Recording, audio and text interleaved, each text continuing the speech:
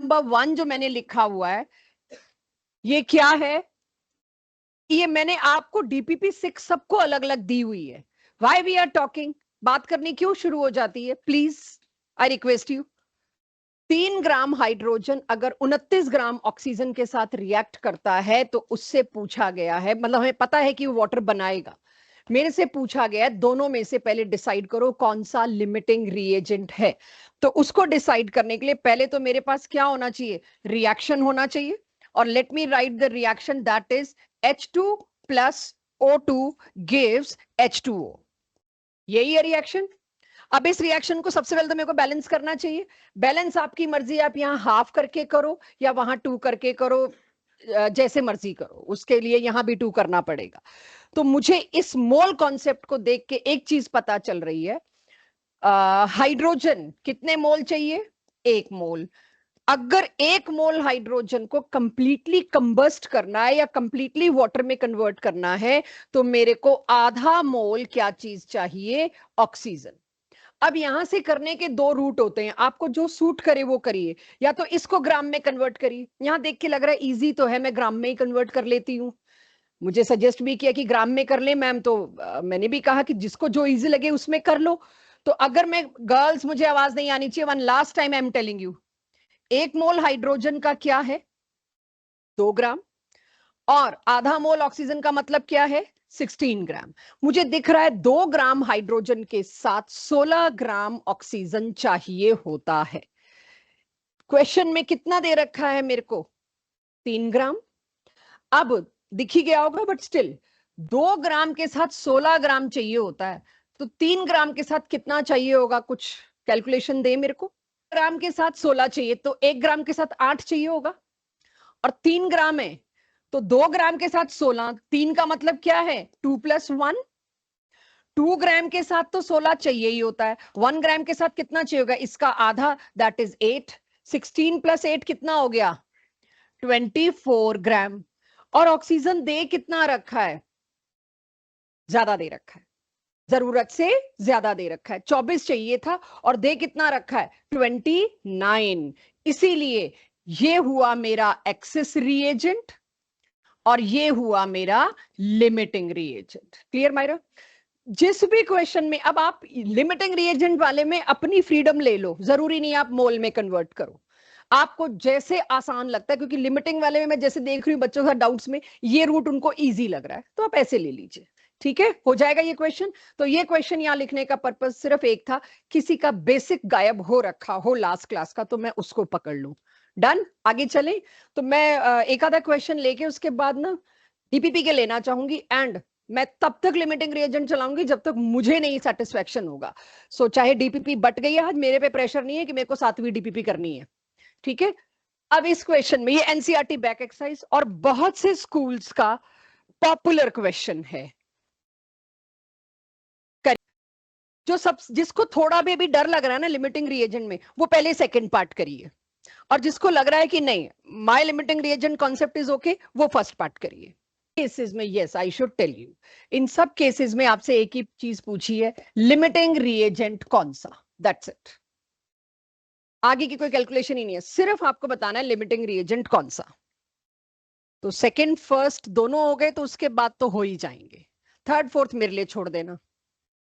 तो कनुष मेरे को सेकंड पार्ट बताना। दोनों के 1-1 मोल चाहिए, तो थर्ड और फोर्थ पार्ट तो बचा ही कुछ नहीं।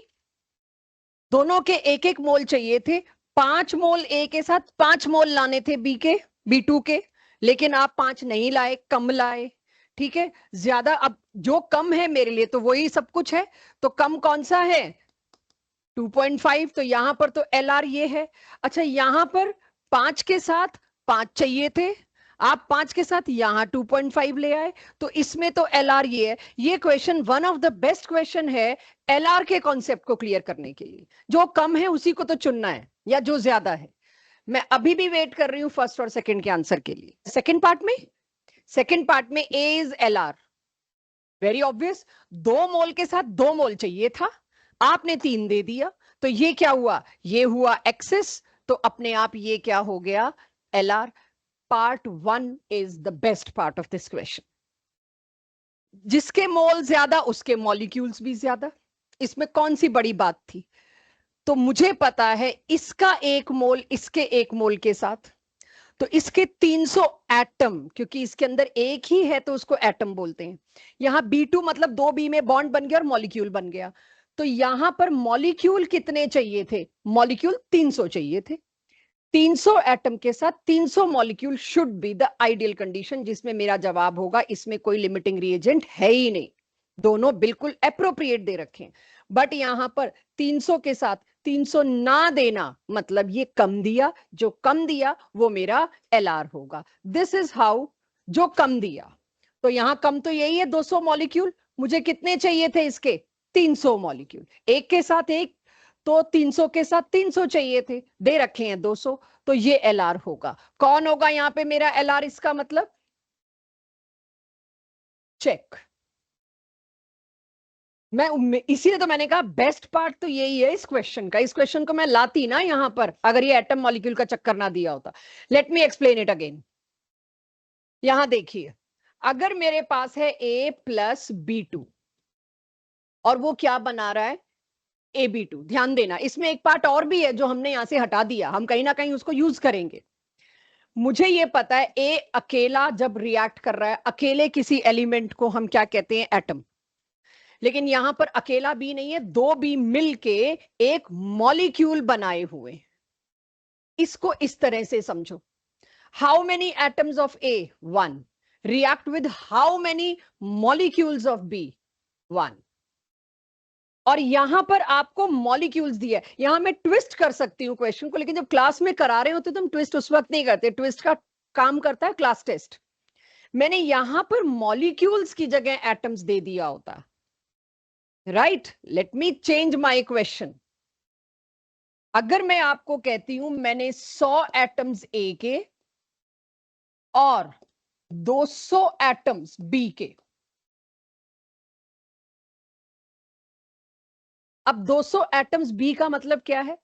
दो दो ने एक एक मॉलिक्यूल बना लिया, तो 200 ने कितने मॉलिक्यूल बना लिए? 100। 100 एटम इसके, 100 मॉलिक्यूल इसके, तो परफेक्ट सिचुएशन होगी, नो LR, नो ER। तो एटम्स और मॉलिक्यूल्स ने ही यहां पर सारा परेशान करना है, बाकी के 3 पार्ट में तो कोई परेशानी नहीं थी। तो जो जिस तरह से दिया है आपको उसी तरह से लेना होगा। हमने उसे तोड़ के दिया तो आपको खुद सोचना होगा कि मैं मॉलिक्यूल को ही काउंट करूं। अगर मैंने एटम को दिया तो मुझे फिर यहां पर मैं फिर क्या करूंगी? ये 2 हटा के यहां लिख दूंगी, फिर तो मेरे को 2 एटम्स लिखना पड़ेगा 1 मॉलिक्यूल के बजाय। राइट, तो आसान हो जाएगा। अब मुझे बताइए, ये एनसीईआरटी का क्वेश्चन है, और एनसीईआरटी के एक क्वेश्चन ने मेरे को ये बता दिया कि हम कुछ ही तोड़फोड़ कर सकते हैं, और उसी के लिए डीपीपी है, उसी के लिए क्वेश्चंस हैं। अब चलें आगे। B2 गिव्स AB2, यही है। मैं इस पे सिंपल मोल कॉन्सेप्ट लगाती हूं। इस मोल कॉन्सेप्ट भी लगाने की जरूरत नहीं, मैं इस पे सिंपल लगाऊंगी। एक एटम ए का एक मॉलिक्यूल बी का क्या बनाता है? एक मॉलिक्यूल AB2 का। एक मॉलिक्यूल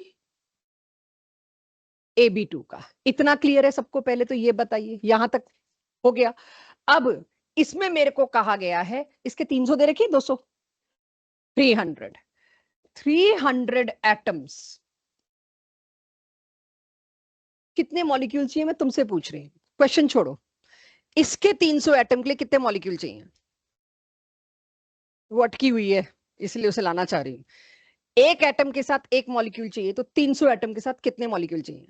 300। दे कितने रखे हैं क्वेश्चन में मान्य? कौन सा लिमिटिंग रिएजेंट? अब सब्जेक्टिव में ये आगे आपके टेस्ट में आप कैसे लिखोगे वो समझिए। आप लोग लिखेंगे एज शोन अबाउ, 1 एटम के लिए 1 मॉलिक्यूल चाहिए, सो 300 atoms will need 300 molecules of B2 to react completely, but we are given with 200 atoms, hence limiting reagent is this। अगर सब्जेक्टिव में बताना पड़ा आपको ये बात देनी पड़ेगी। और अक्सर क्वेश्चन में देखेंगे, अगले तो पूछ लेते हैं अगले पार्ट में कौन सा एक्सेस है और कितना, फिर आपको 300 - 200 दैट इज 100 भी बताना पड़ेगा कि इतना एक्स्ट्रा है। यही आज के क्वेश्चंस हमने करने हैं कि तीनों। I am waiting. मैग्नीशियम का अगर ऑक्सीजन में आप उसको बर्न कराओ तो बनता है MgO। पहले तो बैलेंसिंग चेक करो। बैलेंसिंग के लिए मेरे को यहां पर हाफ करना पड़ेगा, और अब मेरे को पता है 1 मोल मैग्नीशियम आधा मोल ऑक्सीजन के साथ रिएक्ट करता है। तो पहले तो मेरे को चेक ही करना है क्या क्या दे रखा है। 1 मोल मैग्नीशियम का मतलब कितने gram? Let me give you its molar mass, 24 gram. और आधा मोल ऑक्सीजन का मतलब कितने ग्राम कर दूं बच्चों? 16 ग्राम। 24 ग्राम के साथ 16 ग्राम चाहिए। अब आप देख लीजिए 1 ग्राम के साथ कितना चाहिए होगा? 16 बाय, अब ये देखिए 1 gram of magnesium needs 16 by 24 gram of oxygen. Check ये कितना आता है, सही अंश बताना इसका आंसर। 16 बाय 24 0.6। तो मेरे ख्याल से तो कोई ER है ही नहीं फिर, तो इसको मैं 0.67 कर लूं। 666 चलता जाएगा शायद। 0.67, और चाहिए इतना था, दिया कितना है?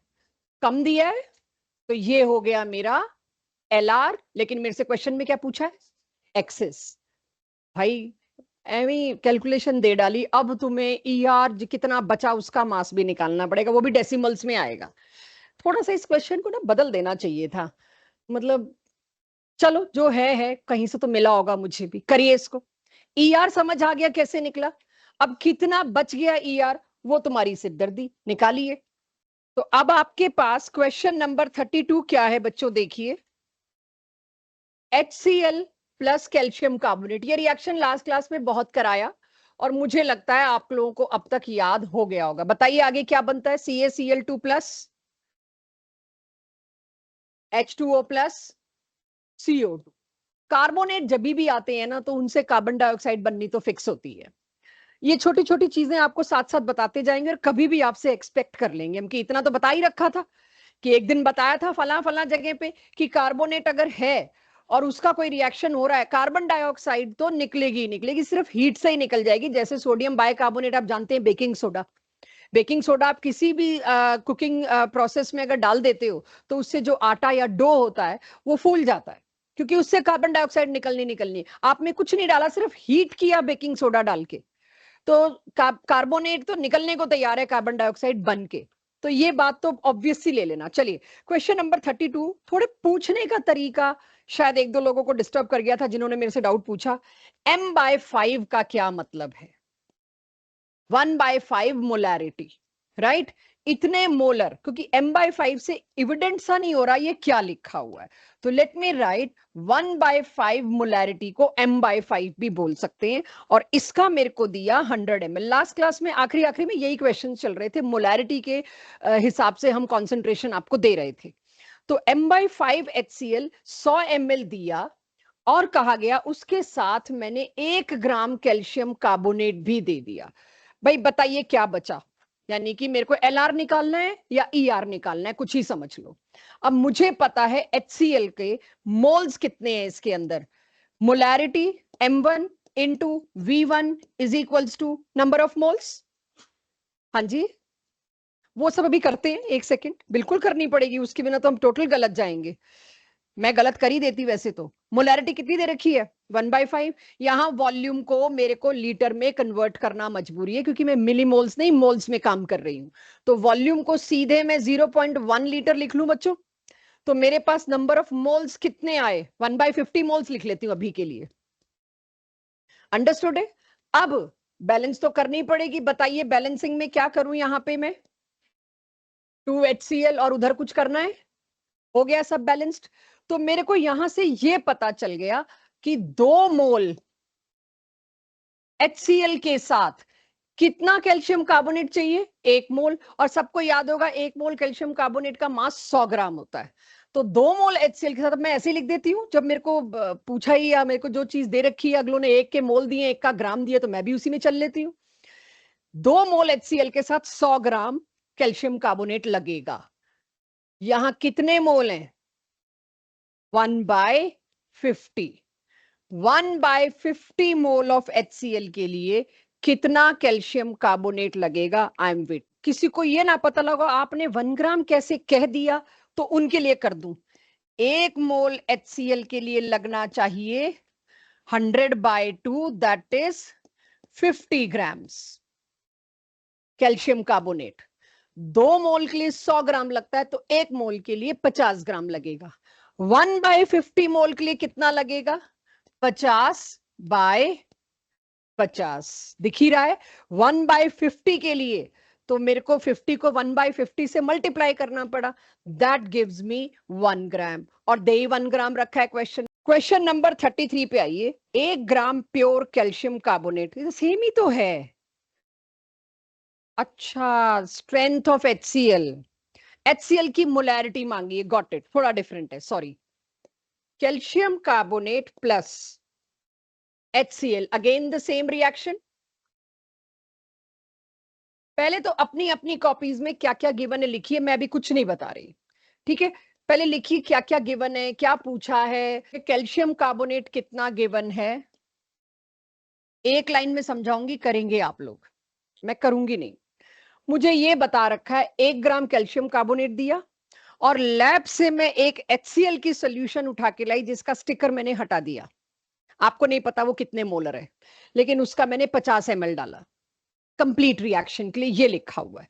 पहचानिए उसके ऊपर स्टिकर क्या लगा हुआ था, इस HCl सॉल्यूशन की मोलैरिटी कितनी थी। तो अब ऐसे क्वेश्चन को करने के लिए मैं क्या करूंगी, अभी ध्यान यही रखना, इधर उधर अड़ोसी पड़ोसी में फोकस लूज मत करना अपना। मैं क्या करूंगी, मुझे पता है अगर नंबर ऑफ मोल्स HCl की मिल जाएं तो उसको M1V1 के साथ इक्वेट ही तो करना है। आई हैव दिस इक्वेशन, और वॉल्यूम तुमने दे दिया है। मोलैरिटी, स्ट्रेंथ का मतलब है कॉन्सेंट्रेशन बताइए कितना, और वो 4 ऑप्शन में दिख भी रहा है, कैपिटल M यूनिट लिखी हुई, मतलब मोलैरिटी मांगी है। तो स्ट्रेंथ बताइए मोलैरिटी की टर्म से, आप निकाल लोगे बस, कुछ भी करके कितने नंबर ऑफ मोल्स HCl के चाहिए होंगे इसमें वो निकाल लो। तो मेरी क्लास मेरे को निकाल के दे भाई, 1 ग्राम के साथ कितने मोल्स चाहिए होंगे, ऑल योर्स। 100 ग्राम के साथ 2 मोल चाहिए, तो 1 ग्राम के साथ कितने मोल चाहिए होंगे, take your time and tell me. 100 gram calcium carbonate के साथ 2 मोल HCl जरूरी थे। क्वेश्चन में कितने ग्राम दिया है, 1 ग्राम के साथ कितना, 2/100 मोल्स। मेरे को लिखने में जितनी देर लगी उतनी करने वाली चीज थी नहीं है, is equals to 0.02 moles HCl के चाहिए होंगे। यहां तक क्लियर? जब यहां तक क्लियर है तो फिर हम पीछे पहुंच गए, बस नंबर ऑफ मोल्स पुट करिए, मोलैरिटी रिपोर्ट करिए, I am waiting. Volume litre में करना, वॉल्यूम लीटर में करना, ये ध्यान रखना, बस ये गलती ना हो, 50 ml को कहीं आप लीटर में कन्वर्ट करना ना भूल जाएं। समीर दीजिएगा आंसर।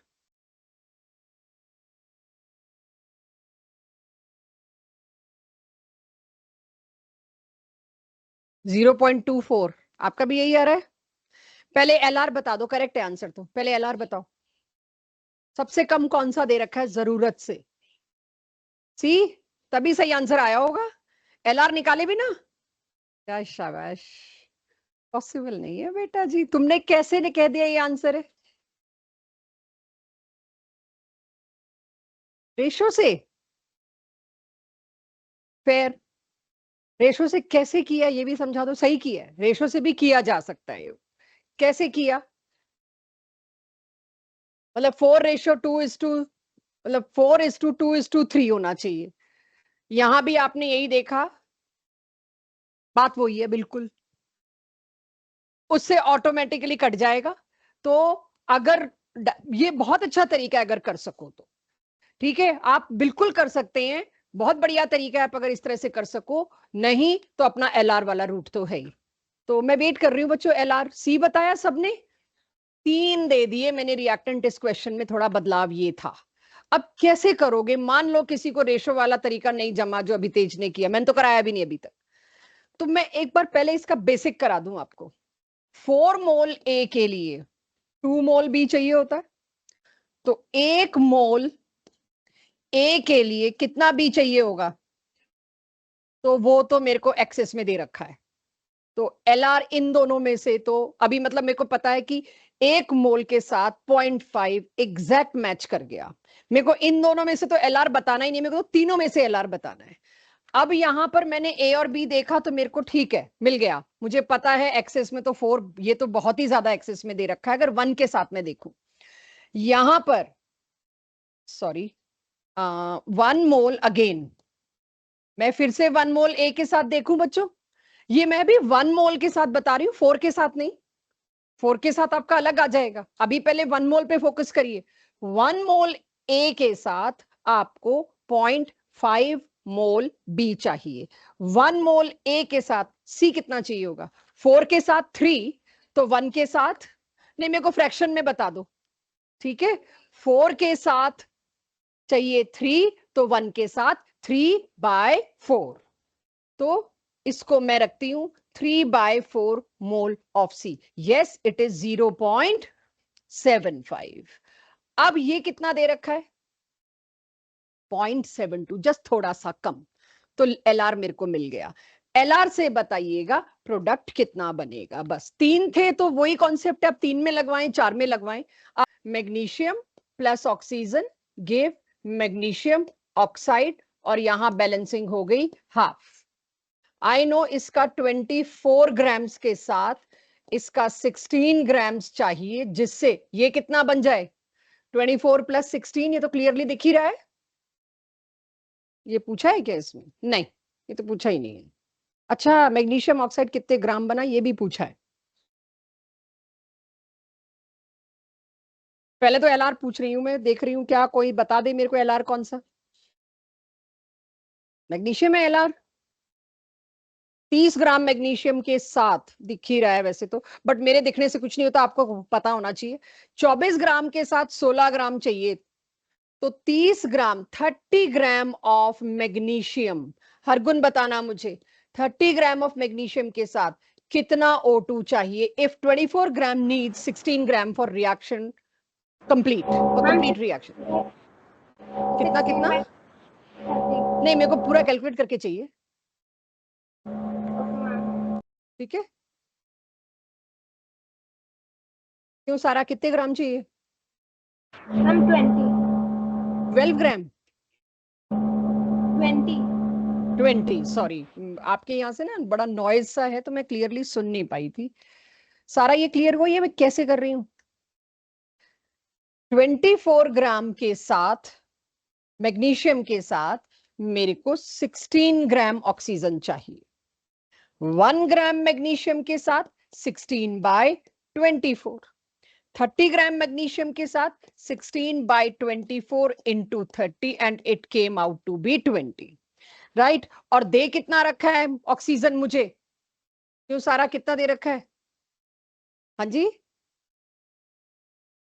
30, तो एक्सेस में है, तो oxygen is ER, automatically magnesium is LR, उससे आप मेरे को दे सकते हैं। अब आपको पता चल रहा है, इन्हीं जैसे क्वेश्चंस को करते करते हम लोगों को, हम पकना शुरू हो गए हैं कि बहुत हो गया, एक ही टाइप के क्वेश्चंस कर रहे हैं LR में।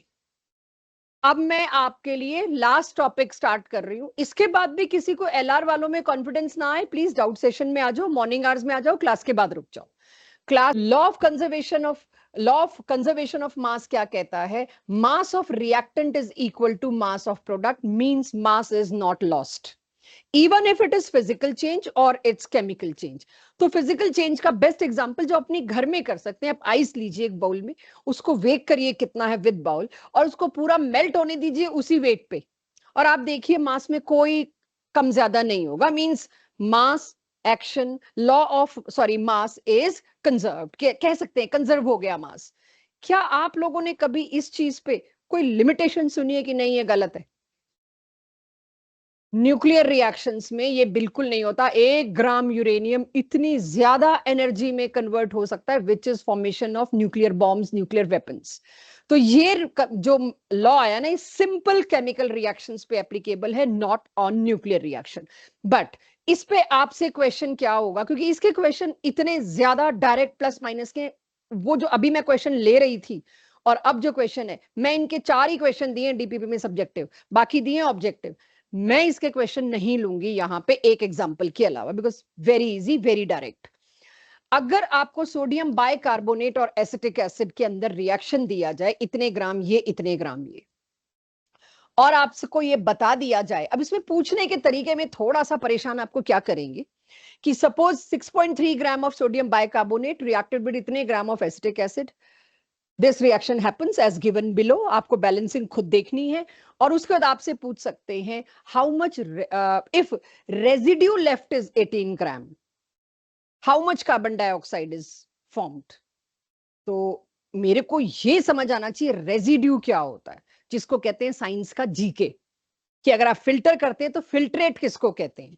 आप जब चीज को छानते हैं तो किसको फिल्ट्रेट कहते हैं, फिल्टर करना मतलब छानना ही है। इसी तरह से कोई भी रिएक्शन में रेजिड्यू किसको कहते हैं, फ्यूम्स किसको कहते हैं, वेपोराइजेशन का क्या मतलब होता है, फ्रीजिंग का क्या मतलब होता है, ऐसी छोटी छोटी टर्म्स को कहीं भी आपको देंगे। तो अगर मुझे दे दिया रेजिड्यू 18 ग्राम, रेजिड्यू मतलब राख, नीचे जो बचता है, जलने के बाद जो नीचे बचता है उसको कहते हैं राख, या रिएक्शन के बाद जो सॉलिड नीचे बचा उसको बोलते हैं रेजिड्यू। ये मेरे लिए कहने को सॉलिड है या लिक्विड है, जो भी कहिए, रेजिड्यू वो बचा। नॉन गैशियस आइटम्स को रेजिड्यू बोलते हैं। इन शॉर्ट, जो गैस है वो बीकर को एस्केप करके चली गई।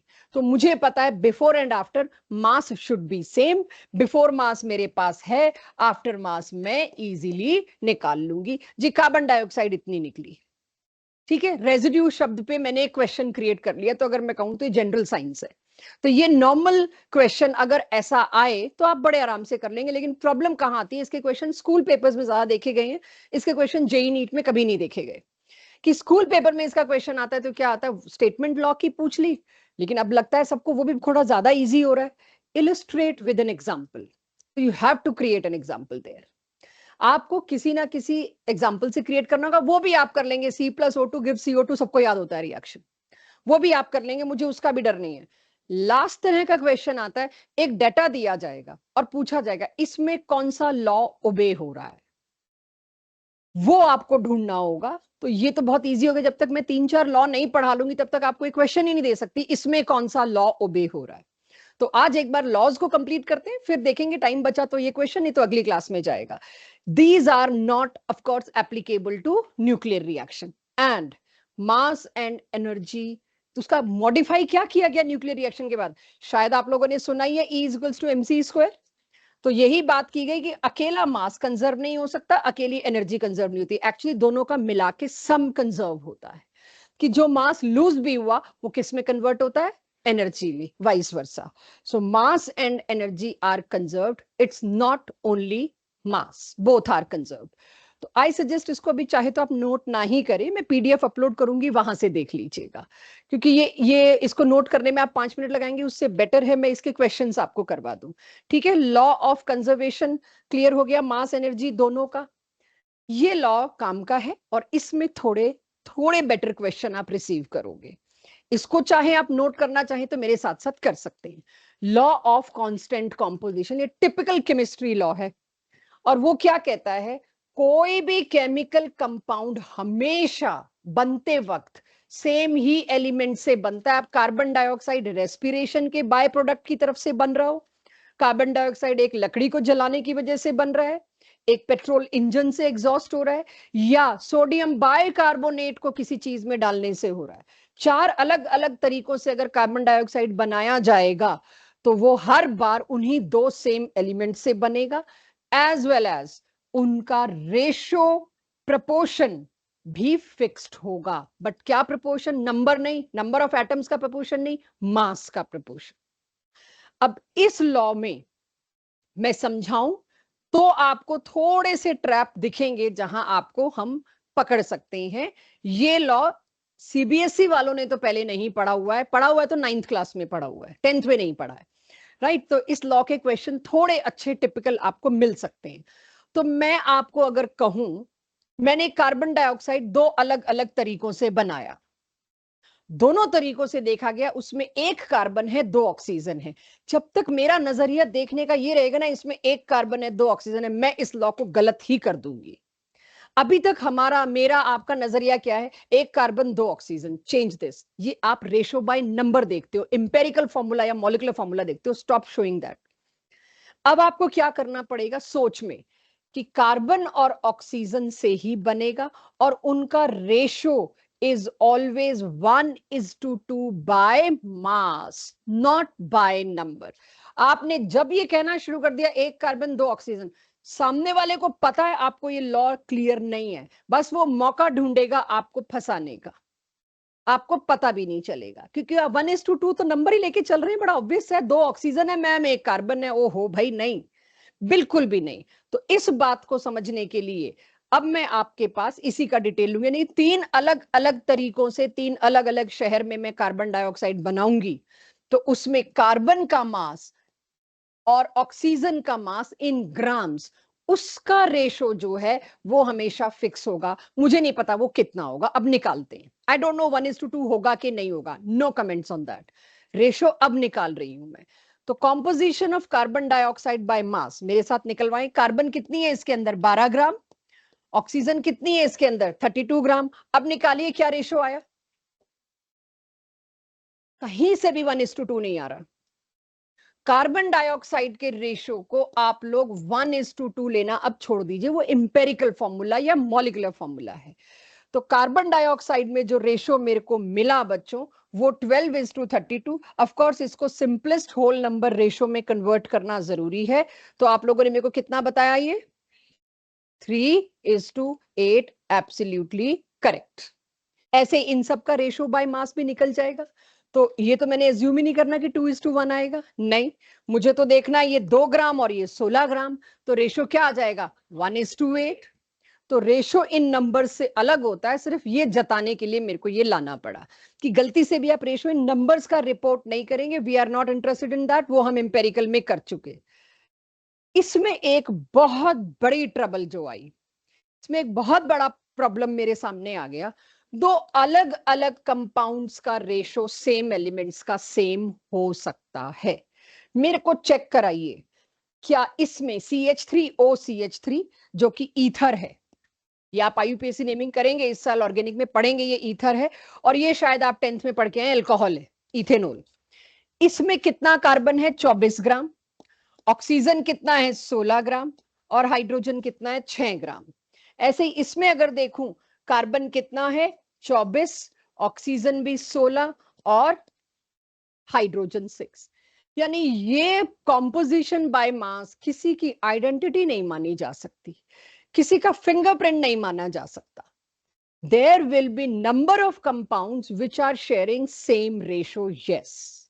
तो अगर आपसे कहा जाए लॉ ऑफ कांस्टेंट कॉम्पोजिशन की limitation, not exactly limitation, but law of constant composition में एक हिडन बात है कि 2 अलग कंपाउंड्स भी सेम रेशो फॉलो कर सकते हैं, यस कर सकते हैं, इसमें कोई लॉ डिफीट नहीं हो रहा। मैं ये नहीं कह सकती कि यहाँ लॉ डिफीट हुआ, नहीं, ये भी आपका पढ़ा हुआ होगा, ये लॉ कहाँ फॉलो नहीं होता, मैंने कहीं लिखा हुआ भी होगा, शायद दिखाओ, आइसोटोप्स।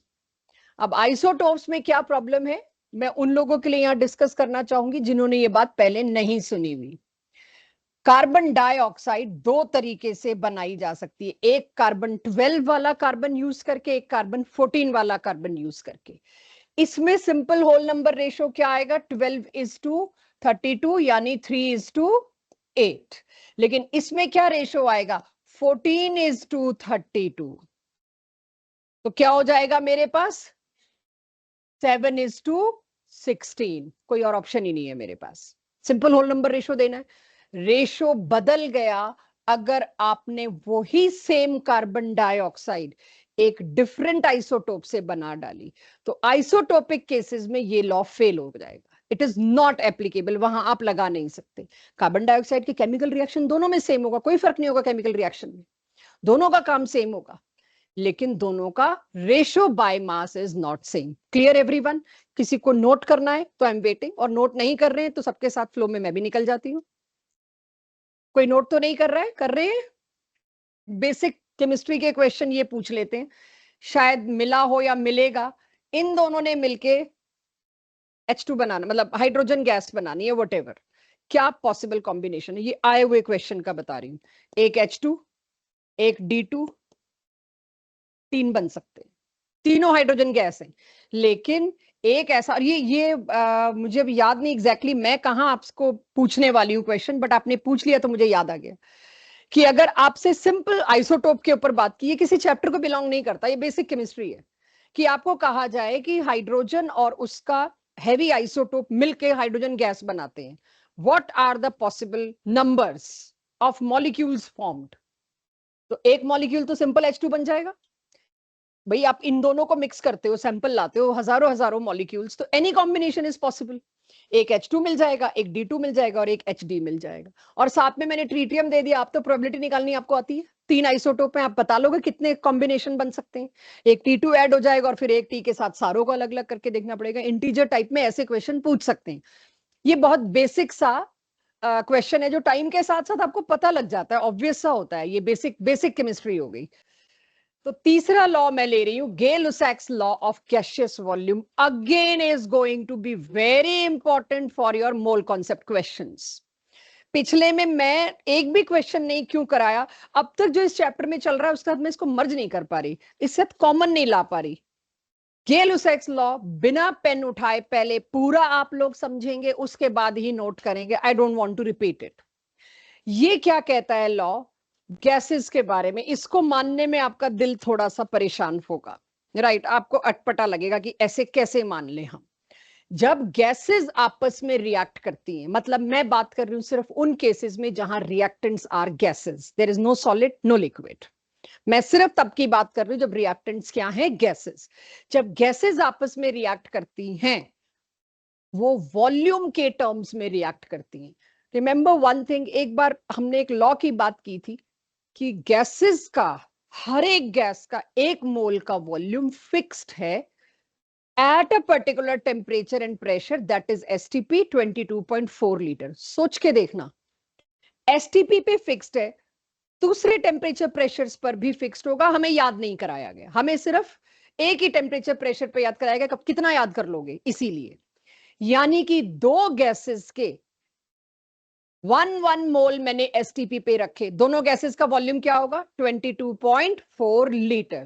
गैसेस का नाम भी नहीं पूछा मैंने आपने। अगर उन्हीं दो गैसेस के एक एक मोल को मैंने 25 डिग्री और 4 एटमॉस्फेरिक प्रेशर पे रखा, मुझे वॉल्यूम नहीं पता क्या होगा, बट दोनों का वॉल्यूम सेम होगा। क्या इस बात पे एग्री करते हैं कि दो gases regardless of their name, molecular formula, size, shape, अगर दोनों का वॉल्यूम सेम है, टेम्परेचर, प्रेशर, कंडीशन सेम है, दोनों के मोल सेम होंगे? सुना आप लोगों ने क्या बोला? मैंने उल्टा बोला है। अभी तक मैं कह रही थी दोनों के अगर मोल सेम होंगे तो वॉल्यूम सेम होगा, अब मैंने बस उल्टा ही तो बोल दिया।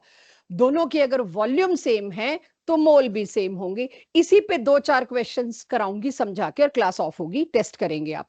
अब ये समझिए कि अगर मेरे पास गैसेस रिएक्ट करती हैं, they do so in volume, और उनका वॉल्यूम रिएक्ट करने वाला आपस में एक सिंपल रेशो बियर करता है always to each other, as well as अगर प्रोडक्ट में भी कोई गैस बनी है तो वो भी इसी लाइन में जुड़ गई। बट एक कंडीशन है, provided measurements are under same temperature pressure. Good if you are using STP, no problem if you are not using STP। Law remain same. क्या मतलब है इस पूरी इंग्लिश का? उस मतलब को केमिस्ट्री में कन्वर्ट करते हैं। मैं एक reaction lie H2Cl2 HCl gas. I hope मेरी क्लास में बैठे हुए अब सबको पता होगा HCl गैस होती है। आपकी रैक में वो लिक्विड HCl रख के ऐसा मिथ डाल देते हैं कि HCl एक एसिड, एक लिक्विड होता है। वो HCl गैस होती है, थोड़ी सी घुमा देते हैं पानी में और आपके आगे रख देते हैं, और HCl एसिड आपको कहा जाता है। HCl is a gas, never a liquid. तो ये आपके पास रिएक्शन है, इसमें रिएक्टेंट सिर्फ गैसेस हैं, सबको दिख रहा है, और प्रोडक्ट भी गैस है। पहले एग्जाम्पल में लॉ इतना अच्छा समझ आया था, दूसरे में दिमाग खराब होना शुरू होता है, इसलिए दूसरा कराना ज्यादा जरूरी है। इन्होंने क्या कहा, तीनों के तीनों कंटेनर्स, रेदर दो, इन दोनों को सेम, एक लैब में रिएक्शन कर रही हूं मैं, टेम्परेचर प्रेशर तो सेम ही होगा। 1 मोल H2 का 1 मोल Cl2 के साथ मिलके 2 मोल HCl बनाता है। ये सबको क्लियर है? फिर से देख लीजिए, 1 मोल H2 का 1 मोल Cl2 के साथ कंबाइन करके 2 मोल्स HCl बनाता है। ये लॉ कहता है सेम मोल की जगह अब आप वॉल्यूम कर दो, they do so in volume. यही ऊपर लाइन लिखी हुई है, they do so in volume. अब तक हम क्या पढ़ रहे थे, they do so in moles. अब हम क्या बोलेंगे, they do so in volume. तो मैंने लीटर लिख दिया, आप मिलीलीटर भी लिख सकते हो, जो मर्जी वॉल्यूम की यूनिट लिख लो। 1 लीटर H2 1 लीटर Cl2 के साथ कंबाइन करके 2 लीटर HCl बनाएगा। क्योंकि मुझे पता है दोनों का ही तो 1-1 मोल है, और 1-1 मोल का जो भी वॉल्यूम होगा सेम ही तो होगा। अगर एसटीपी होता तो यहां भी 22.4 लीटर लिखती, यहां भी 22.4 लीटर लिखती, दोनों को काट के 1-1 कर सकती थी ना रेशो में, कि दोनों के वॉल्यूम सेम जो ऊपर लिखा है, मोल की जगह बस वॉल्यूम ला दीजिए। तो यहां कितना, 2 लीटर। यहां से मेरे को जब मैंने नया नया पढ़ाना शुरू किया था, एक बड़ी प्रॉब्लम मिलती थी, 1 + 1 2 है तो सही, बड़ा इजी है, कोई प्रॉब्लम नहीं है, हो गया गेलुसैक्स लॉ क्लियर। लेकिन आप जानते हैं मोल्स आप साथ साथ पढ़ के आए हैं, इसके लिए लगाने लगूं तो फैल जाते थे कि 4 लीटर बनना चाहिए। मैम आप law of conservation of mass volume का सत्यानाश कर रहे हो यहाँ पे, ऐसा कुछ नहीं है। अब आप देखिए, N2 + 3H2 gives 2NH3। इसका 1 मोल इसके 3 मोल के साथ रिएक्ट करके इसके 2 मोल बनाता है। तो इसका 1 लीटर इसके 3 लीटर के साथ कंबाइन करके इसके 4 लीटर नहीं बनाएगा, इसके 2 लीटर बनाएगा। मोल को वॉल्यूम में लाना ये मैं पहले नहीं करा सकती थी, वरना आपका मोल हिल जाता। तो अब आपको पता है कि आप यहां पे चाहे 1 मोल 3 मोल बोलते भी तो क्या होता, 1 मोल का वॉल्यूम 22.4 होता, 3 मोल का वॉल्यूम क्या होता, 3 × 22.4, ये कट के 1 और 3 तो बचता। तो मैं सीधे 1 और 3 लिख दिया, कोई ये बहुत बड़ी रॉकेट साइंस नहीं है गेलुसैक्स की। सो यहां पर अब आप ये समझिए, गैसेस के केस में बिंदास वॉल्यूम लीजिए आपको। अब मैं इसके 4 या 3 न्यूमेरिकल कराऊंगी जो डीपीपी में ऑलरेडी जा चुके हैं, इसे नोट करिए। इसके मैं आपको क्वेश्चंस कराऊंगी, गुड क्वेश्चंस। ये क्वेश्चन कराती हूं मैं आपको, ये अच्छे क्वेश्चंस हैं। अगर 100 ml हाइड्रोजन 150 ml Cl2 से रिएक्ट करता है, रिएक्शन वही है बच्चों, H2 + Cl2 gives 2HCl। आप उससे क्या निकाल सकते हैं बैलेंस्ड केमिकल इक्वेशन से, वो आपका जिम्मा। जैसे कि 1 वॉल्यूम, लीटर और मिलीलीटर को छोड़ के मैंने वॉल्यूम लिख दिया, यूनिट्स आपकी चॉइस। और यहां पर भी क्या लिख दूं, 1 वॉल्यूम, यहां क्या लिख दूं, 2 वॉल्यूम। तो वॉल्यूम वाली जगह पे आपका लीटर मिलीलीटर कुछ भी आ सकता है। क्वेश्चन कहता है इसका मैंने लिया 100 ml और इसका मैंने लिया 150 ml। मेरी क्लास से डिमांड है कितना HCl बनेगा, कोई लंबी कैलकुलेशन नहीं है। कितना, 200 ml एवरीवन। क्यों, इससे क्यों नहीं आंसर दिया, राइट। अब यहां पर आपको ये देखना है कि आज LR पढ़ने के बाद किसी भी क्वेश्चन में अगर दोनों रिएक्टेंट की कॉन्सेंट्रेशन दे रखी, आप बिना LR डिसाइड किए नहीं जाओगे।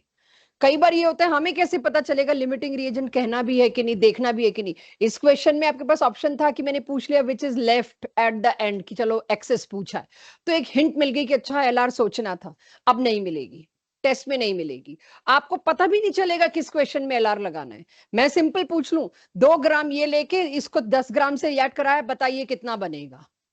तो जब भी दो रिएक्टेंट्स की कॉन्सेंट्रेशन है, मैंडेटरी है वो क्वेश्चन किसका है, LR का। तो यहां आपने देखा जो कम दे रखा है वो LR, उसी से प्रोडक्ट निकाला, fair. What is left at the end of reaction, तो आप इसका आंसर दे रहे हो 50 ml ऑफ Cl2, गलत, एंड 200 ml ऑफ HCl। दोनों चीजें बची कंटेनर में, 200 ml ऑफ HCl भी और 50 ml ऑफ Cl2 भी। एक बहुत पुराना क्वेश्चन याद ध्यान आ रहा है मुझे, जेई नीट में से किसी में पूछा हुआ, what is the volume at the end of reaction of the container. अगर कंटेनर मूवेबल पिस्टन वाला है, गैसेस के हिसाब से पिस्टन ऊपर नीचे हो रहा है, फ्रिक्शनलेस जब पिस्टन होता है तो गैस बढ़ती है तो पिस्टन भी ऊपर जाता है। गैस घटती है तो पिस्टन भी नीचे आता है। तो फ्रिक्शनलेस पिस्टन्स होते हैं, जैसे पिचकारी में है, उसमें आपको दम लगाना पड़ता है, सिरिंज में आपको लगाना पड़ता है। तो ऐसे फ्रिक्शनलेस होते हैं जो गैस के वॉल्यूम के हिसाब से ऊपर नीचे होते रहते हैं। तो एट द एंड कंटेनर का वॉल्यूम कितना मिलेगा मेरे को? 250 ml। बहुत बच्चे उस क्वेश्चन को गलत करके आए थे कि एंड में तो 50 ml H2 ही बचना चाहिए। भूल गए हम कि एंड में एक गैस और भी तो बनी है। आपने एक्सेस रिएजेंट कितना बचा है वो बता दिया, लेकिन टोटल कितना बचा है एक्चुअली वो पूछा जाता है। तो ये क्वेश्चन क्लियर है, हो जाएगा सिंपल। एक और दे रही हूं, ये मुझे लगता नहीं नोट करिए, ये तो नोट भी करिए और आंसर भी दीजिए। ये एक पास्ट ईयर से उठा के लाई हूं मैं, रिसेंट में ही, मतलब पास्ट मतलब 15 साल पुरानी बात नहीं कर रही, रिसेंट 2-4 सालों में आया हुआ क्वेश्चन है। इसे आंसर दीजिए। यहां मुझे दिख रहा है इसका एक वॉल्यूम इसके 2 वॉल्यूम के साथ रिएक्ट करके इसका कितने वॉल्यूम बनाता है? 1। व्हाट अबाउट इसको क्या करूं? कूल डाउन होने का मतलब है इसकी जो स्टीम बनी थी वो अब पानी बन गई। यहां कूल डाउन का मतलब यही है। बच्चों से सिर्फ एक ही गलती हुई कि कंबशन के एंड में तो पानी तो बनता ही नहीं है, देखा जाए तो वो तो स्टीम बनती है, वाटर इवेपोरेट होता है, जो भी चीज जल रही है जिसका भी कंबशन हो रहा है। लेकिन कूलिंग टू रूम टेम्परेचर करने का मतलब है ये तो लिक्विड हो गया जी आपका। अब आपसे पूछा गया है क्या, कौन सी गैस कितनी बची? तो I just want the answer, volume of the gas left after cooling to room temperature, total volume. अब टोटल बोल दूंगी मैं, लिख दूंगी तो हिंट हो जाएगा। मतलब ये देखना है आपको। तो भाई 20 और 50 दिया, चलिए 20 प्लस 50। मुझे पता है एक के साथ 2 चाहिए, तो 20 के साथ 40 चाहिए। 40 तो इसका यूज्ड अप हो जाएगा। आगे क्या बचेगा? 10 ml विल बी लेफ्ट। मैं तो लिमिटिंग रिएजेंट की क्वेश्चन हमेशा ऐसे करती हूँ, नीचे के यहीं कर देती हूँ कि 50 दिए 40 चाहिए, कर दो माइनस। 10 ml ऑक्सीजन बचा और कार्बन डाइऑक्साइड कितना बना? 20, यानी 1 से 1 बनता है। लिमिटिंग रिएजेंट कौन सा है? यही है, इसलिए मेरी मजबूरी है इसको पकड़ना पड़ेगा। 1 से 1 बनता है तो 20 से कितना बनेगा? 20 ml कार्बन डाइऑक्साइड। टोटल दोनों का सम कितना आया? 30। That is my answer. किसी को नहीं क्लियर हुआ हो कुछ तो मुझे बताइए, आई एम वेटिंग। हाँ जी, क्वेश्चन ये पास्ट ईयर्स का है, रीसेंट पास्ट ईयर्स का ही है। तो उसमें सिर्फ बच्चों से क्या गलती हुई होगी? जो मेरे को याद आता है, कूलिंग वाली बात भूल गए होंगे और H2O का वॉल्यूम भी ऐड किया होगा कि प्रोडक्ट में तो वो भी गैस बन रही है। कंबशन तो सारा ही गैसियस होता है। Naman clear? Anant clear? Everyone? हाँ जी बोलो बच्चे। Ma'am why did we subtract 40? Okay, मुझे ये बताओ ऑक्सीजन कितना लिया था हमने बेटा? 50 ml। मीथेन कितना था? 20 ml। पहले तो LR निकालू मैं। 20 ml मीथेन के साथ कितना ऑक्सीजन लगेगा? डबल 40 ml, तो 10 ml बचा ना। ये मेरा क्या हुआ? एक्सिस में मौजूद रिएजेंट। तो मेरा 10 ml जो बचा, क्वेश्चन में पूछा क्या है? गैस का वॉल्यूम निकालो आफ्टर कूलिंग, रिएक्शन होने के बाद। तो मैं एक्सेस रिएजेंट का वॉल्यूम भी तुम्हें को उसमें काउंट करना पड़ेगा। तो 50 में से 40 क्यों माइनस किया, समझ आ गया? यस। ये निकालने के लिए कि कितनी ऑक्सीजन बची। ठीक है। आप अगर कहो ये मैटर कैसे डिवाइडेड है, right? Metal, non metal, metalloid, क्योंकि हम लोग पीरियोडिक टेबल वाला चैप्टर कर चुके हैं तो हमें ये काफी चीजें पता है। तो मैटर कैसे डिवाइडेड है, मिक्सचर, प्योर, ये सब। क्या मैं ये होमवर्क में डाल सकती हूँ ये 3 चीजें? What do you mean by element? ये सुन लो बॉयज, सुन लो। क्या मैं ये होमवर्क में डाल सकती हूँ? एलिमेंट क्या होता है, कंपाउंड क्या होता है, मिक्सचर क्या होता है? डाल सकती हूँ। जो गर्दन हिला रहे हैं पहले मैं उनका टेस्ट लेती हूँ। हो गया टेस्ट? डिस्ट्रीब्यूट करो। मुझे ये बताओ पहले, टेस्ट शुरू मत करना, कर लेंगे कोई बात नहीं, मुझे पता लग जाएगा अगली क्लास में को पढ़ाना है कि नहीं। एक मेरे पास भी है टेस्ट एक्स्ट्रा, आपस में जिसको नहीं मिला डोंट वरी, मिल जाएगा। पहले ये बताओ, अगर मैं कहूं ढूंढो इसमें से कौन सा एलिमेंट है, पढ़ने की जरूरत नहीं होती, पेजेस मेरे पास बहुत पड़े हैं, मेरे से ले लिया करो बच्चों। Element, compound, mixture. हाँ जी बोलो। हाँ अभी बताना, टेस्ट हो गया, डिस्प्यूट हो जाएगा, मुझे पता है, मेरे पास 2-3 मिनट है। मैं इससे देखना चाह रही हूँ मेरे को अगली क्लास में टॉपिक पढ़ाना है कि नहीं, बस। एलिमेंट क्या होता है? जिसमें एक ही एटम हो। कंपाउंड क्या होता है? दो या दो से ज्यादा एटम कंबाइन करके। मिक्सचर क्या होता है? दो या चार ऐसी चीजों का मिक्सचर जो आपस में रिएक्ट नहीं करते। आयोडाइज सॉल्ट क्या है? I expected it. कौन सा कंपाउंड? मैंने बताया था ना, NaCl के आगे कंपाउंड लगाओगे तो अगला फॉर्मूला यूनिट, तो फिर ऐसा कंपाउंड तो नहीं कह सकते। तो अगर मतलब एज एक्सपेक्टेड आपने गलती दिया। आयोडाइज सॉल्ट कम से कम 50 सॉल्ट होते हैं। पढ़ना, देखो मैं हर चीज के ऊपर पढ़ने को इसलिए कहती हूँ। नमक के पैकेट के ऊपर पढ़ना कितने नमक हैं उसके अंदर। तो आपने NaCl देखा है असली में? सेंधा नमक लेके आइए, पिंक सॉल्ट आजकल बड़ा चल रहा है, वो होता है NaCl प्योर। उसको कोई कहे तो कह देना yes it is compound. Iodise salt जो टाटा नमक के नाम से फेमस है बड़ा आजकल, वो बेटा कंपाउंड नहीं है। उसके अंदर पता नहीं कितनी सारी चीजें, और स्पेशली लिखा है उसमें आयोडीन भी है, फिर भी तुम लोगों को NaCl लगा आयोडाइज सॉल्ट का। मतलब मैं आयोडाइज्ड सॉल्ट बोल रही हूँ तो आयोडीन तो है ही, और ऊपर से NaCl भी है, कंपाउंड डिक्लेयर कर रहे हो। चलो कोई बात नहीं, पहला पहला था तो पहला फाउल तो माफ होता है, हर गेम में होता है कि नहीं। सो इट इज बच्चों mixture, 22 carat gold mixture, very obvious. Gold के अंदर Compound. हम क्या चीज मिक्स करते हैं? कॉपर। सिल्वर महंगा आता है बच्चों, कॉपर मिक्स करते हैं। सीमेंट किस किस चीज का, बस ये मत पूछो मैम। सिलिकॉन ऑक्साइड, आपका सिलेबस आएगा, आपको सीमेंट पढ़ाएंगे, सबसे अच्छी कौन सी, पोर्टलैंड सीमेंट, उसको ये करना है तो क्या डालो, इसको ये नहीं करना तो क्या डालो। But cement is a mixture. Milk बता दो भाई, किस किस चीज का mixture? Milk, knowledge, general science. Fat, protein, water, और बहुत सारे मिनरल्स, बहुत सारे मिनरल्स, ठीक है। कैल्शियम तो सुनते ही होंगे आप लोग, yes it is mixture. Fire extinguisher में को, फायर एक्सटिंग्विशर के अंदर आप अगर देखेंगे तो it is liquefied carbon dioxide only, तो ये क्या हो जाएगा? कंपाउंड। तो इस चीज में मतलब मैंने ना सीधे वो पढ़ाने के बजाय क्वेश्चन पूछ लिया। अगर आप इस क्वेश्चन का आंसर दे रहे हो तो define atom, define element, define compound, define mixture आपको आना चाहिए। फिर भी अगर किसी को लगे हम नहीं मानते, आप ऐसे होमवर्क नहीं दे सकते, तो मैं अगली क्लास में atom, element, compound, mixture discuss कर लूंगी। बट जितना मेरा इतने सालों का तजुर्बा, ये करना पड़ता नहीं है। बहुत से लोग टेस्ट शुरू कर चुके हैं, कर लो।